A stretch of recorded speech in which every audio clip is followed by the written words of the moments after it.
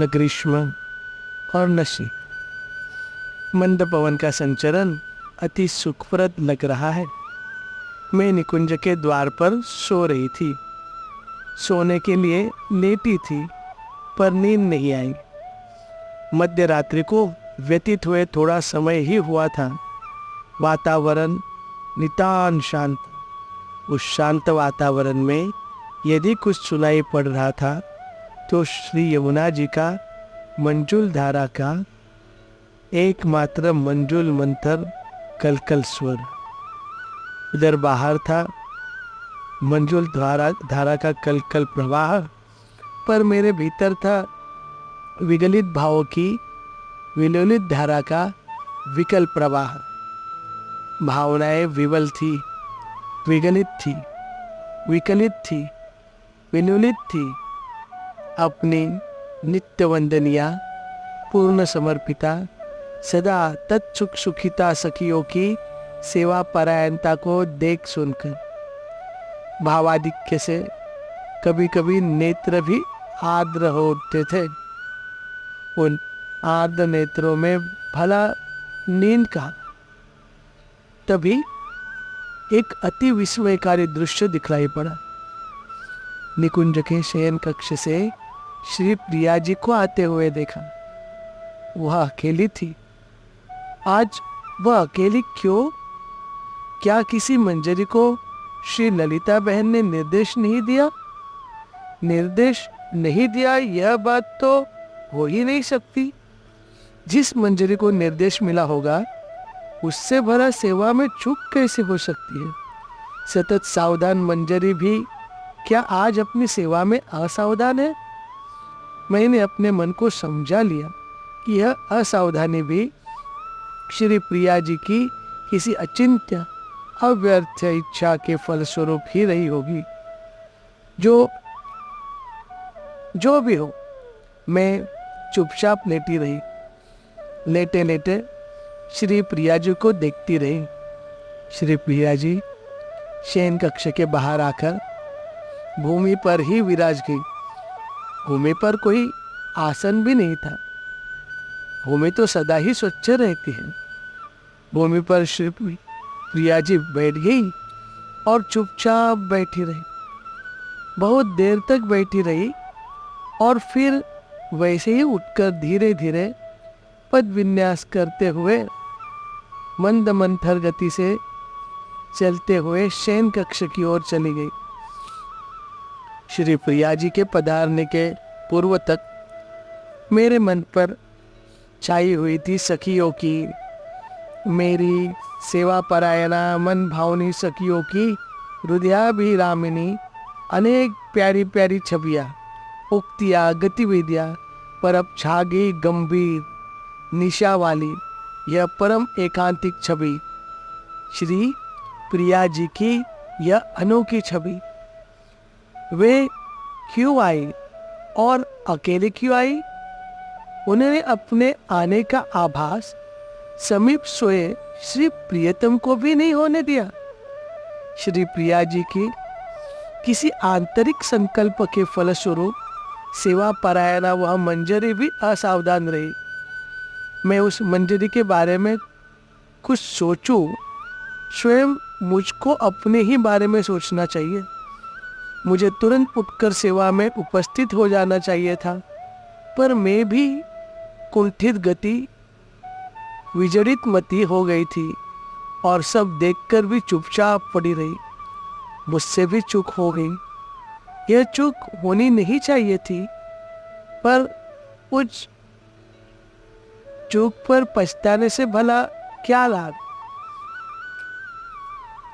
मैं रात भर करवटें बदलती रही। रात बीती, प्रभात आया। प्रतिदिन के अनुसार लीला विलास का मधुर उल्लास निकुंज में छा गया। किसी को भी इस रात्रि वाली घटना की गंध नहीं।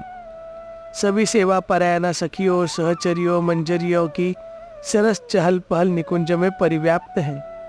निकुंज में व्याप्त है सेवा परायणता की हलचल, पर मेरे मन में व्याप्त है भावों के और विचारों के चढ़ाव उतार की हलचल। यह हलचल मन में सतत बनी रही। बाहरी हलचल के कारण ऐसा अवसर ही नहीं मिल पाया कि किसी सखी से मैं कुछ पूछूं। प्रभात बीता, पूर्वाह्न बीता और मध्याह्न भी बीत रहा है, पर मेरा मन समाधान पाने के लिए व्याकुल है कि आज मध्य रात्रि में श्री प्रिया जी अकेली क्यों शयन कक्ष के बाहर आई और चुपचाप थोड़ी देर बैठकर क्यों वापस चली गई। मेरे सौभाग्य से मुझे थोड़ा अनुकूल समय मिल गया। श्री प्रिया प्रियतम को भोजन कराने की तैयारी चल रही है। इस समय श्री प्रिया जी अकेली विराज रही है। मैं उनके श्री चरणों के समीप जाकर बैठ गई। मेरी आंखों को देखकर उन्होंने भाप लिया कि इसके मन में कोई प्रश्न है। श्री प्रिया जी ने कहा, कहो क्या बात है। मैं, कुछ जिज्ञासा है, पर क्या पूछने का साहस कर लूं? पूछते हुए मन बड़ा संकोचित हो रहा है। श्री प्रिया जी, अवश्य पूछो, संकोच की कोई बात नहीं, मुझसे भला क्या संकोच। मैं, पूछने का साहस तो कर रही हूं, पर मुझ मूर्खा से अगर कोई चूक हो जाए तो अन्यथा न विचारे। श्री प्रिया जी, अरे तुम संकोच रहित होकर पूछो।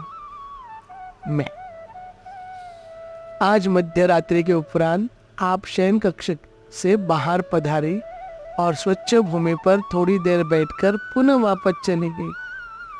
क्या कोई मंजरी सेवा में नियुक्त नहीं थी कि आपको अकेली आना पड़ा? क्या प्रियतम भी आवास नहीं पा सके? आप अकेली चुपचाप थोड़ी देर बैठी हुई क्या कर रही थी? श्री प्रिया जी, क्या तूने देख लिया? मैं, मुझे नींद नहीं आ रही थी, भावों में खोई हुई थी। उसी समय आपको बाहर आते हुए देखा। श्री प्रिया जी, तुमने देख लिया सो तो ठीक, पर यदि वह बात बतलाने योग्य न हो तो? मैं,